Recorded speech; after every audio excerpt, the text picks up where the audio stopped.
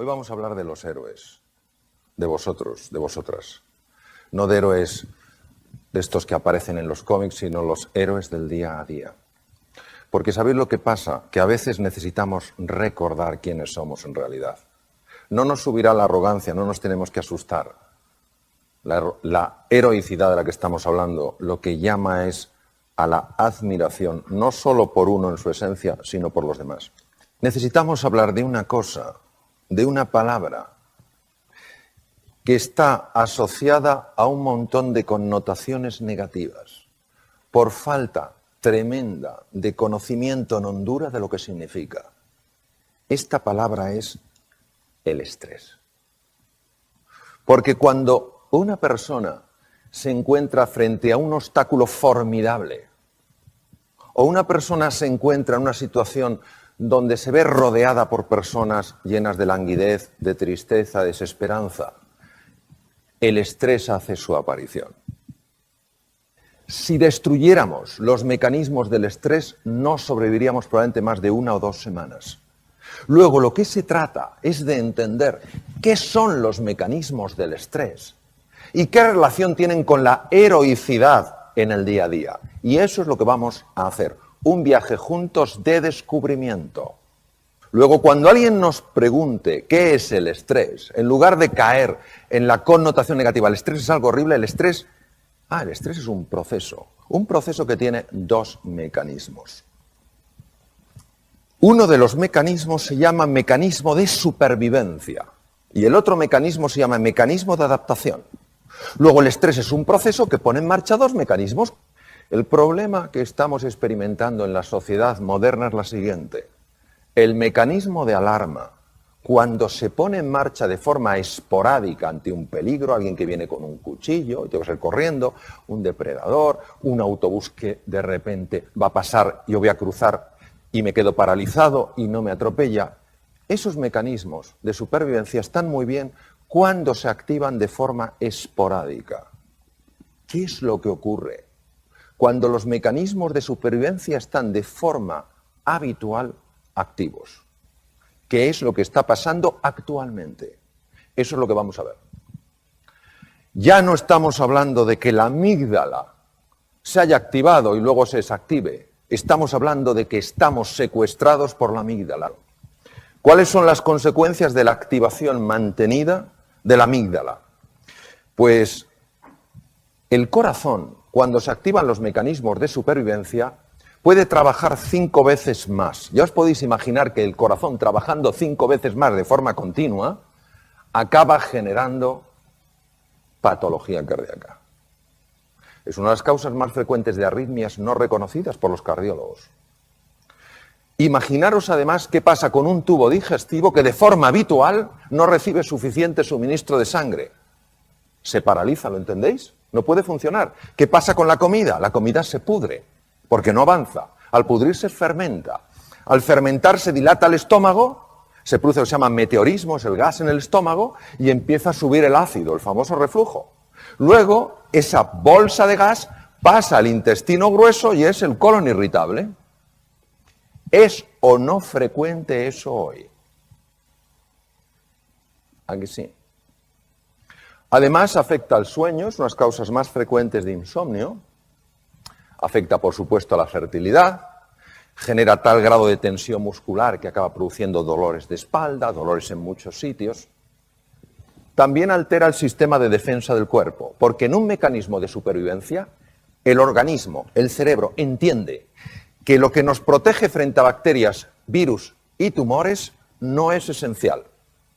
Por eso se funciona mucho peor a la hora de defenderse frente a una gripe, un catarro, etcétera, etcétera. Tener activado de forma habitual el mecanismo de supervivencia no solamente genera todos estos problemas incómodos del tubo digestivo, no solamente nos acatarramos con más frecuencia, cogemos gripes con más facilidad, dormimos menos, etcétera, etcétera, sino que también tiene la capacidad de afectar a la genética.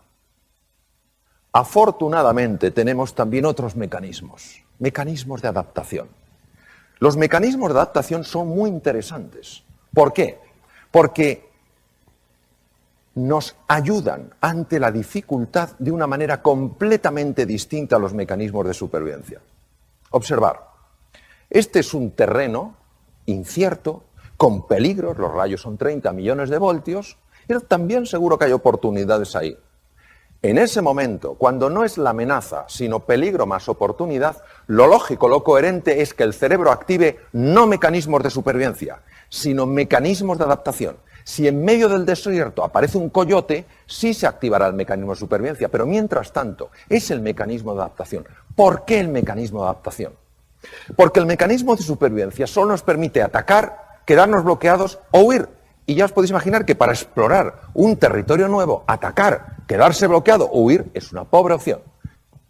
Son los mecanismos naturales del ser humano. Nosotros hemos progresado a lo largo de la evolución desde hace 2,5 millones de años porque los mecanismos que hemos puesto en marcha fundamentalmente son de adaptación.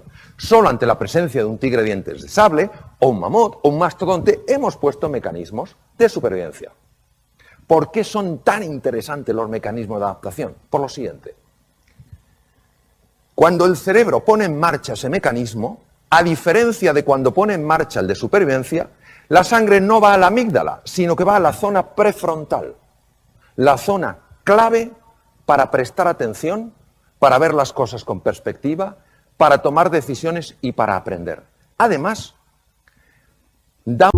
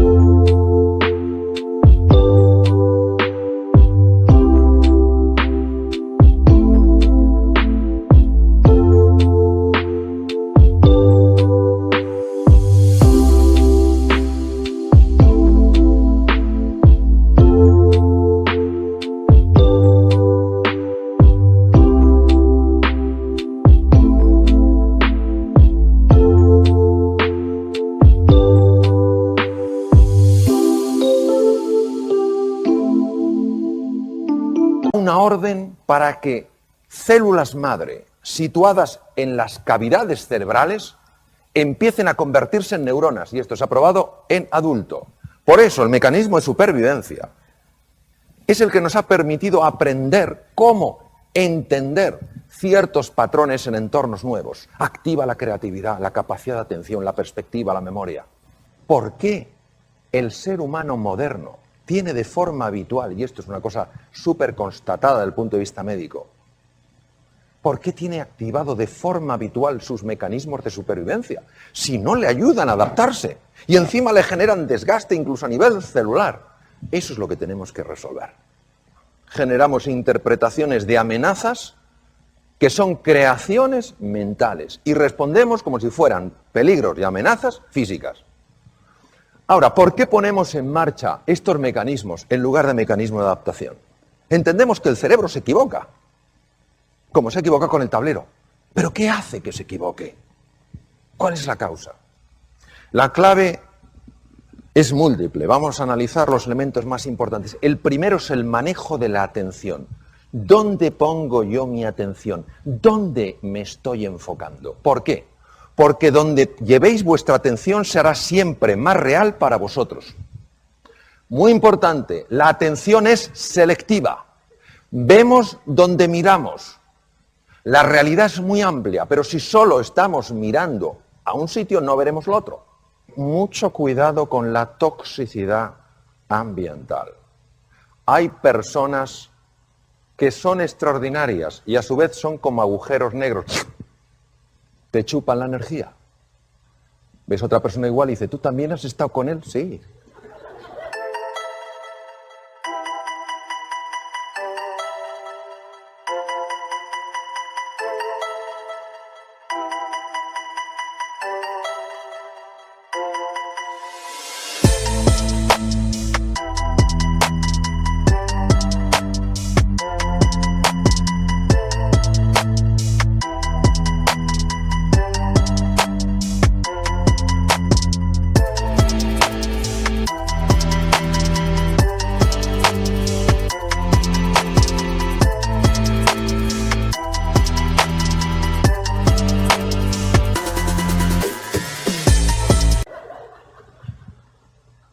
Una cosa es la persona que está pasando por un mal momento o por muchos malos momentos y otra la persona que es fundamentalmente negativa.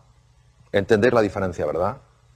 Mi consejo es distancia, porque os afectará sin que os deis cuenta por vía inconsciente. No penséis que vale decir no. Yo sé perfectamente lo que de esta persona me voy a quedar o no voy a quedar. No es así. Por vía inconsciente está entrando y está afectando a cómo percibo el mundo. Luego, ser vosotros y vosotras los dueños de vuestra atención. Poner vuestra atención donde entendáis que sea inteligente y apartaros de cualquier sitio que por llevaros a ese entorno pone en marcha automáticamente mecanismos de supervivencia.